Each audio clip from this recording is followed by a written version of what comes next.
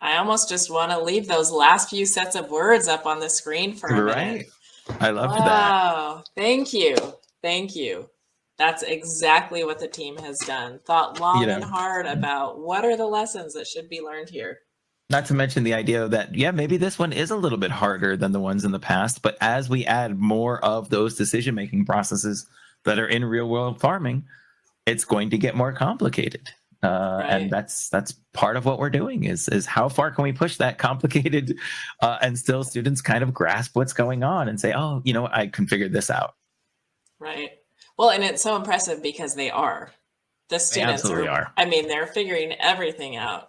I really enjoyed that video that we got to see sort of the full picture of what's happening in their esports club because, of course, on these streams, we focus on Farmcraft and on what we're all learning about farming and agriculture. Mm-hmm. But in lots of esports clubs, there are students playing other games, learning about different aspects of the ecosystem and what job might I be able to have in esports. So it was fun to see that initial snapshot as well of what the other students are doing in their club. Absolutely. And how different some of those classrooms all look, but all sort of participating in the same things, that there's no one right way to do any of it or to create these clubs to engage in these programs. Right. Okay. And I'm just going to call out how many times they said that this is really fun in that video. Right. Because there's a lot of learning going on, but also we're having a good time and you should Having a be. good time. Yes, absolutely.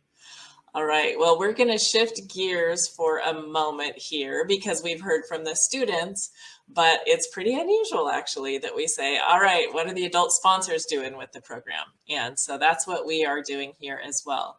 So we've got input from two different adult sponsors, and I will go ahead and play the next one here. Good day, everyone. My name is Akil O'Connor from Trinidad and Tobago, or the Scholastic Esports Research Center, or SC Sport, and I'm also coming to you from St. Margaret Boys Anglican NASEF Club, which I'm one of the program coordinators. And today I'm just here to answer two questions. So the first one, what skills or practices did our students develop or touch upon during Farmcraft? So when we started Farmcraft, everyone knew how to play Minecraft. All these students were familiar with it.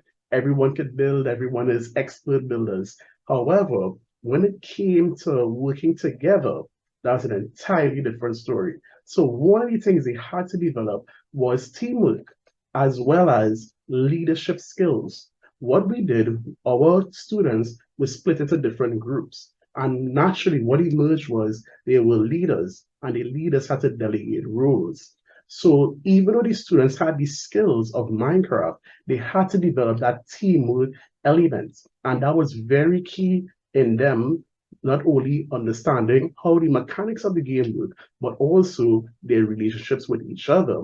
So over time, as they played more, so as they played more, the communication had to grow because everyone is an expert. So everyone knew what they were doing.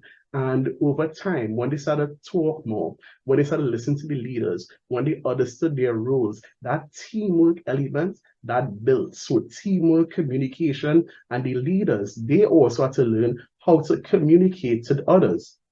So it wasn't that they knew the most, it was that they knew how to delegate, they knew how to plan, and they knew how to also foster that I have to say that community spirit because the groups got so good that over time they bonded so well. They became like a little unit, and each of them developed their own strategies, which was actually really interesting in my opinion. So it wasn't one set strategy amongst all the groups. Each group actually had their own strategy, which they were holding down in order to get the best results.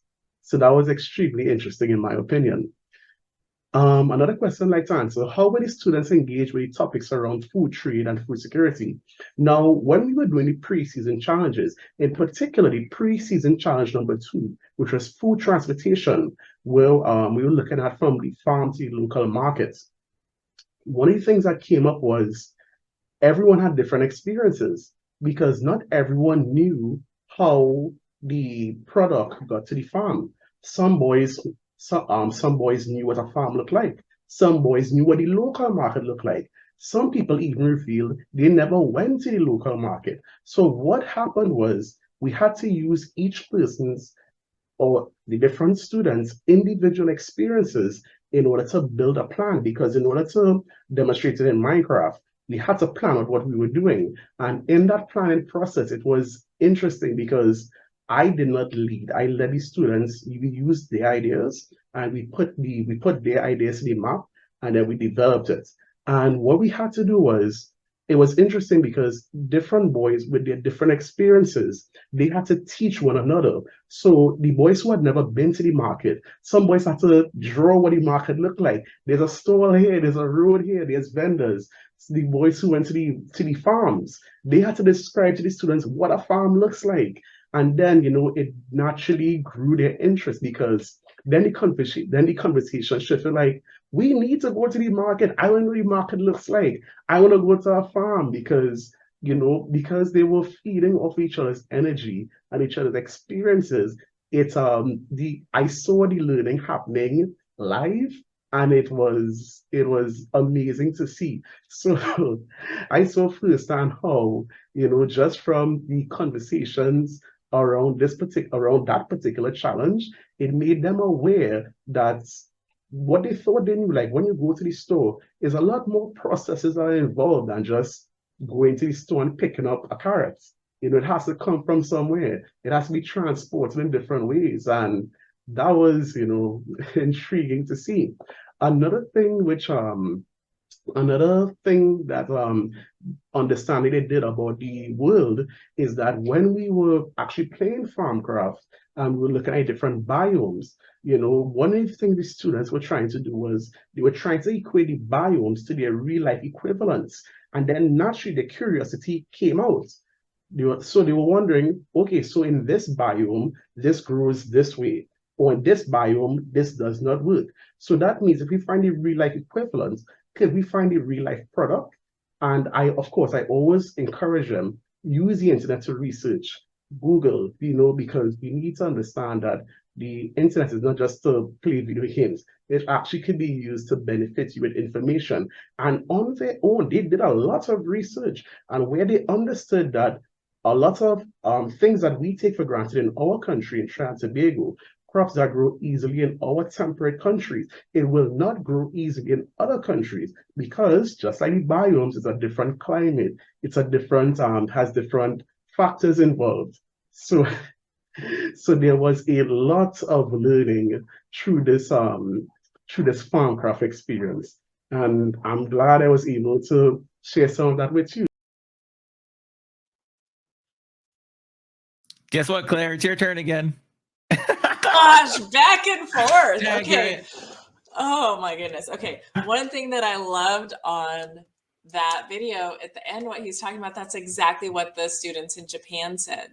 There was so much we wanted to know that we went outside of Farmcraft and we went and did separate research to figure something out and then come back and apply it in the game. That's so cool. Way to go, students. I really applaud that. Absolutely, right? If look, Farmcraft is a wonderful program, and I of course I have to say that, like I'm guilty, like I have a little bit of a bias, but I love the program, I love all of it, but we can't teach everything that we would love to teach, right? We don't have the time or the resources to do it, and of course we're counting on the students to be inspired by this and say, let's see what else we can learn. And it sounds like, and I heard that that's absolutely what happened, so that's inspiring to me.